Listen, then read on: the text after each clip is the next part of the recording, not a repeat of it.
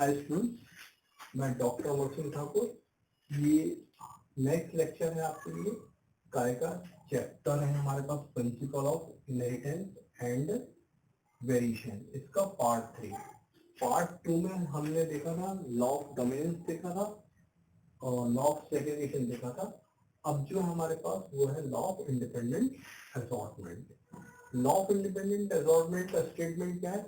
If we consider the inheritance of two or more genes at a time of their distribution in gametes and in the progeny of the subsequent generation is independent of each other। ठीक है, अब हमें ये तो इसका statement हो गया, अब इसको समझना है ना। तो इसको समझने के लिए हमारे पास हमें जो स्टडी करना पड़ेगा वो क्या करना पड़ेगा? Dihybrid cross. क्या स्टडी करना पड़ेगा? Dihybrid cross. ठीक है, डायहाइब्रिड क्रॉस क्या होता है? Cross of the two character, है ना, क्रॉस ऑफ टू कैरेक्टर, दो कैरेक्टर का cross, cross of two character. Last lecture में भी आप लोगों से जब बात हुई थी तब मैंने आपको बताया था एक कैरेक्टर के दो ट्रेट होते हैं, है ना। जैसे हमारे पास एक कैरेक्टर हमने लिया था हाइट, तो उसके दो ट्रेट कौन से थे?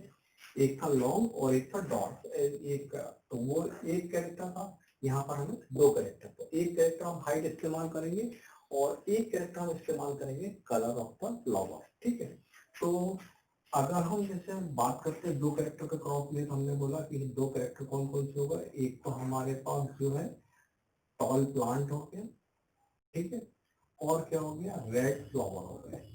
इसका जीनोटाइप क्या होगा? टी टी और कैपिटल आर। इसको हमें क्रॉस कराना है, इसको हमें क्रॉस कराना है काय के साथ? डॉट एंड रेड के साथ, डॉट एंड रेड के साथ। तो इसका जीनोटाइप हम क्या लेंगे? इसका स्मॉल लेटर यानी क्या आ जाएगा? स्मॉल टी, और इसका जो लेटर आएगा वो क्या आएगा? Small R. ठीक है, तो ये तो क्या है भाई? पेरेंट। ठीक है, ये क्या है? पेरेंट। ठीक है, और अब हमारे पास जो है इनसे जो गैमेट चलेंगे वो क्या चलेंगे? T R. ठीक है, इससे क्या चलेगा? स्मॉल टी और स्मॉल आर। ठीक है, ये क्या रहा है हमारे पास? गैमीट। ठीक है, इनसे इनका क्या होगा हमारे पास? कॉम्बिनेशन होगा, फ्यूजन होगा, मिलेंगे। तो क्या बनाएंगे? ये capital T small T capital R small R. ठीक है, ये क्या कहलाएगा हमारे पास? ये कहलाएगा F1 जेनरेशन। क्या कहलाएगा? F1 generation. ठीक है, अब इस F1 जेनरेशन को हम क्रॉस करेंगे काय के साथ? सिमिलर इसी के जैसे प्लांट के साथ, यानी कैपिटल टी क्या small T capital R small R. ठीक है, तो ये हमारे पास जो है ये सेल्फ फर्टिलाइज होगा, मतलब इसी के जैसे प्लांट का इसके साथ क्रॉस। तो इसके साथ हमें जो है माय गॉड,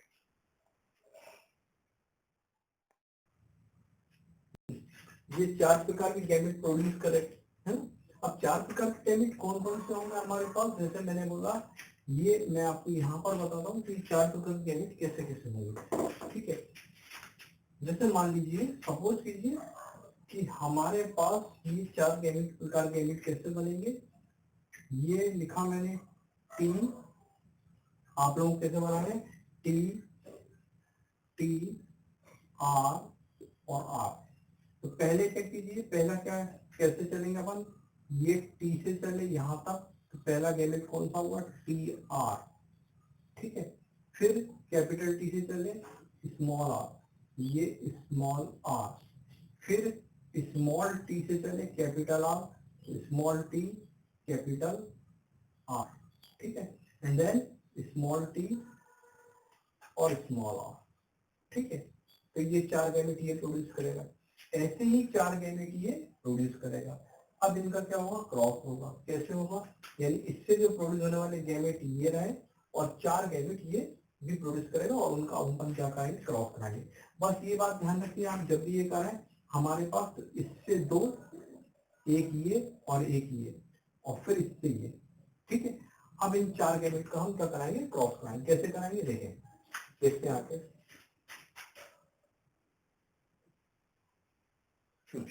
देखिए यहाँ तो मैं पहले बता चुका, फिर इसको एक बार तो देखें। T T R R TTRR है ना, ठीक है।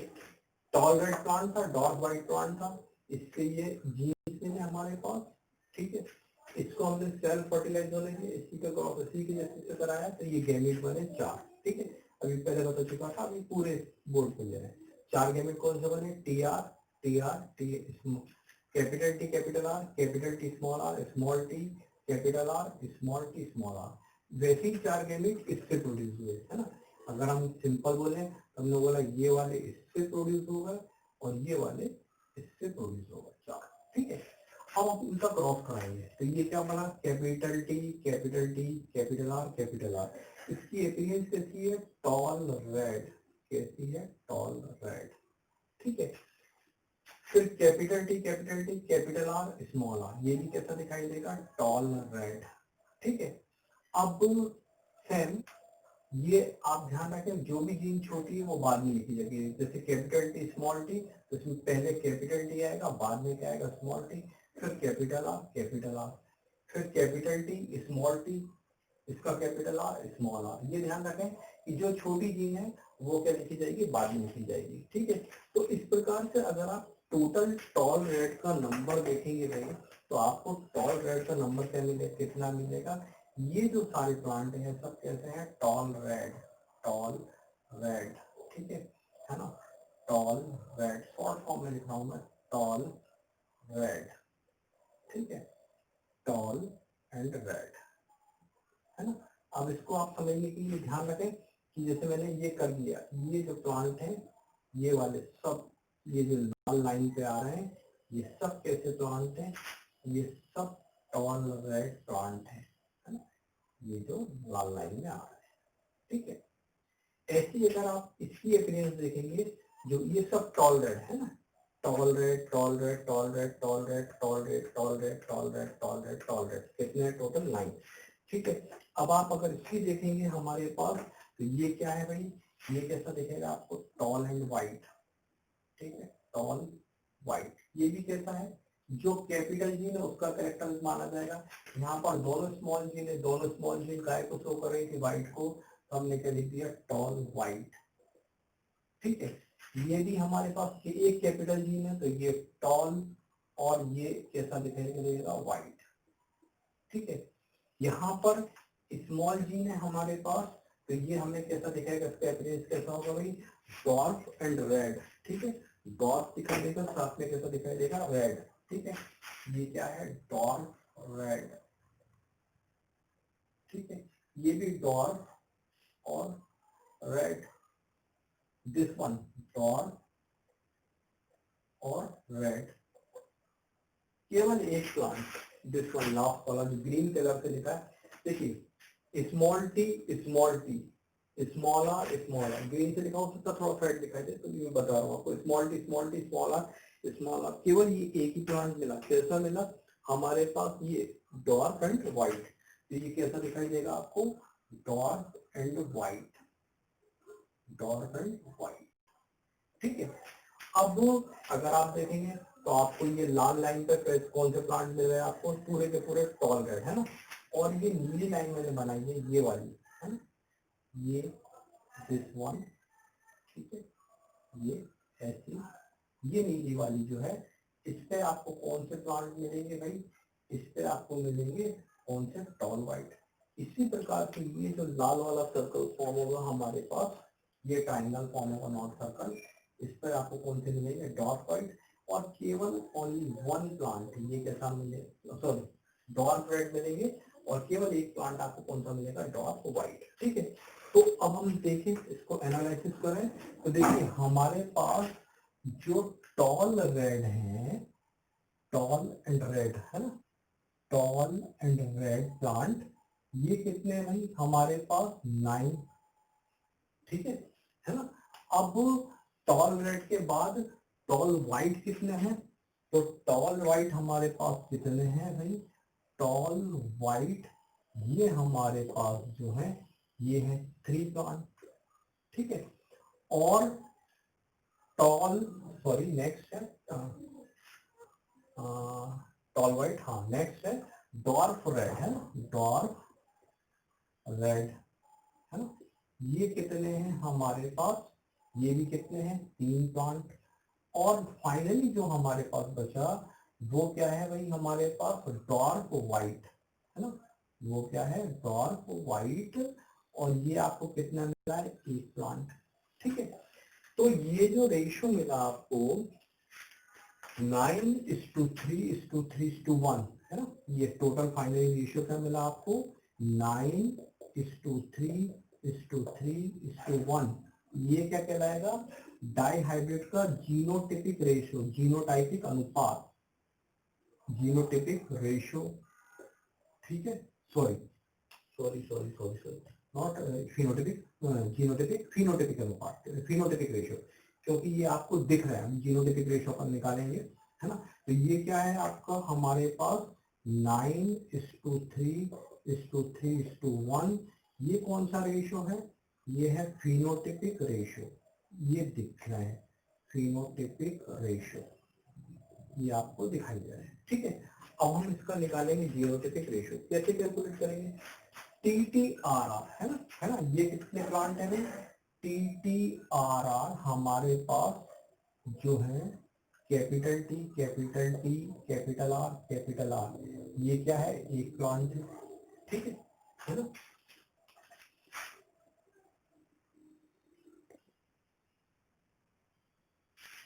जीनोटिपिक रेशियो में अभी मैंने बताया था आपको capital T R capital R ये कितना है, ये 1।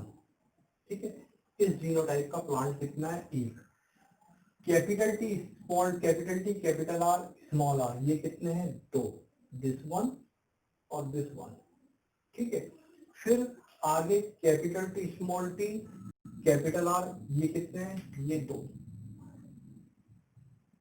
ठीक है, और फिर आगे capital T small t capital R small r, तो ये 4, 1 2 3 एंड 4 है ना। तो ये कैपिटल T स्मॉल t, ये प्लांट कितने 4, तो ये होगा 4 प्लांट ये। अब बचा हमारे पास ये आ गया 9 का हिसाब किताब, 2 और 1 3 2 5 4 9। अब बचा ये 3, तो हमारे पास capital T capital small r ये 1 प्लांट। ठीक है, और इस capital T capital small r ये कितने हमारे पास 2 प्लांट। तो ये 2 प्लांट ये रह गए हमारे पास, ये